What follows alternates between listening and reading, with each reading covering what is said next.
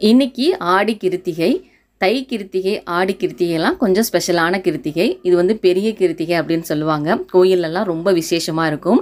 இந்த ஒரு நாளுக்காக தான் 2 நாளாக வீட்டில் க்ளீனிங் ஒர்க்லாம் நடந்துட்டு இருந்தது. வழக்கமாக கிருத்திகை விரதம் எப்படி இருப்போமோ அதே மாதிரி தான். ஆனால் இந்த மாதிரி பெரிய கிருத்திகைலாம் வந்துச்சு அப்படின்னா வீட்டில் தேங்காய் வாழைப்பழம் உடைச்சு வடை பாயசம்லாம் பண்ணி சாமி கும்பிடுவோம். இன்றைக்கி பால் பாயசம் தான் பண்ணியிருந்தேன். பருப்பு வடை செஞ்சதுனால பாசிப்பருப்பு பாயசம் பண்ண வேணாமே அப்படின்னு சொல்லிட்டு பால் பாயசம் ரெடி பண்ணியாச்சு. ஆனால் என்னோட ஃபேவரட் பாயசம் என்னன்னு கேட்டிங்கன்னா பாசிப்பருப்பு பாயசம் தான். என்ன மாதிரி உங்களுக்கு இந்த பாயசம் எத்தனை பேருக்கு ஃபேவரட் அப்படிங்கிறத கீழே சொல்லுங்கள்.